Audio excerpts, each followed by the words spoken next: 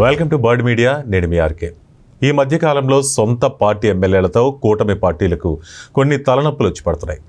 ఎన్ని హెచ్చరికలు చేసినా వారి తీరు మారట్లేదు. ఇప్పుడు జనసేన పార్టీ అధ్యక్షుడు ఉప ముఖ్యమంత్రి పవన్ కళ్యాణ్ గారి శాఖలో ఒక కొత్త చిక్కు వచ్చి పడింది. అదేంటంటే బుడ్డా రాజశేఖర రెడ్డి. బుడ్డా రాజశేఖర రెడ్డి వ్యవహారం గత 2 రోజులుగా ఇదే చర్చ జరుగుతోంది. మరి ఆ చర్చ ఏంటి, ఆ తలనొప్పులు ఏంటి, ఎందువల్ల వచ్చి పడుతున్నాయి, ఇవన్నీ కూడా చూస్తే శ్రీశైలం టీడీపీ ఎమ్మెల్యే అటువంటి బుడ్డా రాజశేఖర రెడ్డి అటవీ అధికారులపై దాడులకు పాల్పడినట్లు వచ్చిన ఆరోపణలు. ఇది రాష్ట్రంలో తీవ్ర కలకలం సృష్టించిన సంగతి కూడా మనకు తెలిసిందే. అయితే ఈ ఘటనపై అటవీ శాఖ సిబ్బందే స్వయంగా ఒక మీడియా సమావేశం ఏర్పాటు చేసి మరీ చెప్పారు. ఆ వివరాల్ని మీడియా సాక్షిగా వెల్లడించడం జరిగింది. మరి ఈ వ్యవహారంపై ప్రభుత్వ పెద్దలు చాలా సీరియస్గా స్పందించారు. ఎందుకంటే సాక్షాత్తు అటవీ శాఖ మంత్రి అయినటువంటి పవన్ కళ్యాణ్ శాఖలోనే ఈ విధంగా జరిగింది కాబట్టి పవన్ కళ్యాణ్ దృష్టికి తీసుకెళ్లే ప్రయత్నాన్ని ఈ అటవీ శాఖ అధికారులు చేశారు.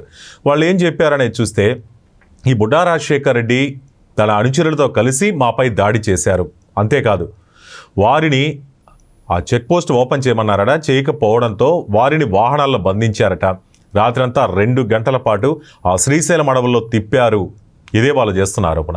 మరి ఆ తర్వాత ఎమ్మెల్యేకి చెందిన గెస్ట్ హౌస్లో వాళ్ళని బంధించారట. ఇక్కడతో వదలలేదు మమ్మల్ని, మా వాకీ టాకీ లాక్కున్నారు, మొబైల్స్ లాక్కున్నారు. సిబ్బంది ఈ విషయాన్ని మీడియాకు వివరించారు. మరి దీనికి సంబంధించిన సిటీ ఫుటేజ్ని, వీడియోలు కూడా వాళ్ళ అధికారులు విడుదల చేశారు. అయితే అటవీ శాఖ సిబ్బందిపై ఈ దాడి చేసినటువంటి బుడ్డా రాజశేఖర రెడ్డిపై వచ్చిన ఆరోపణలు ఏంటంటే, అటవీ శాఖ సిబ్బందిపై దాడి చేశారు, దాని కారణం చెక్ పోస్ట్ గేట్ తీయలేదని.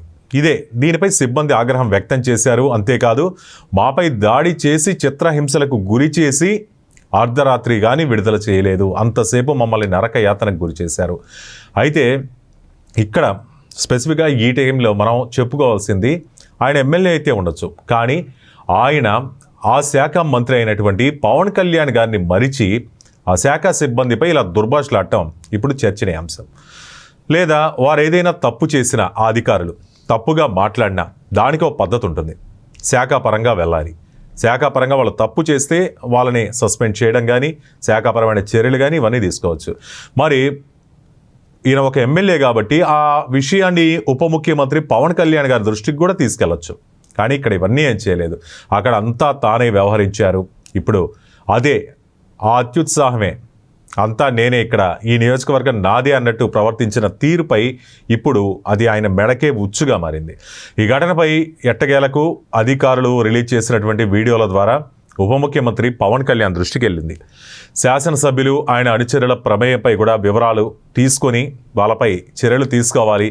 ఆ బాధ్యులపై కూడా నిబంధనల ప్రకారం ఏవైతే ఉంటాయో అవి ఖచ్చితంగా అమలు చేయండి.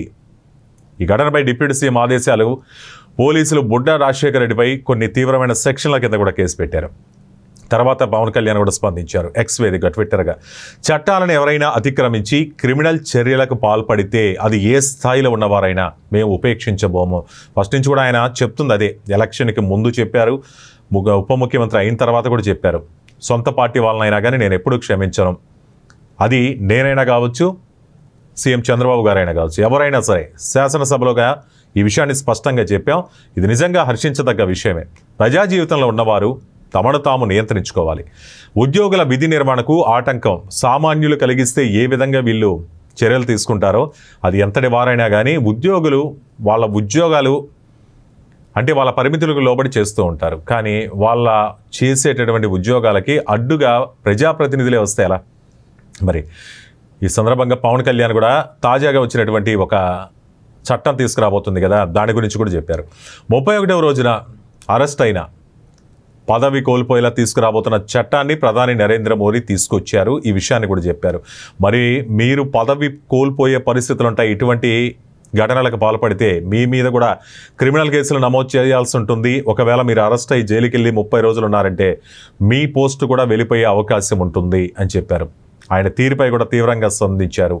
ఎమ్మెల్యే బుడ్డా రాజశేఖర రెడ్డిపై చర్యలు తీసుకోవాలని కూడా అధికారులను ఆదేశించారు. ఈ ఘటనపై మొత్తం ప్రభుత్వం, ఎమ్మెల్యే ఆయన అనుచరులపై ఎలాంటి చర్యలు తీసుకుంటుంది, ఇప్పుడు ఈ ప్రభుత్వం ఎలాంటి చర్యలు తీసుకుంటుంది? ఒక సొంత పార్టీ ఎమ్మెల్యే అని చెప్పి ఏమన్నా ఆయనపై కనికరం చూపిస్తుందా, లేకపోతే ఎటువంటి చర్యలు తీసుకుంటారో, చట్ట ప్రకారం అవన్నీ తీసుకుంటారా అనేది ఆసక్తిగా మారింది.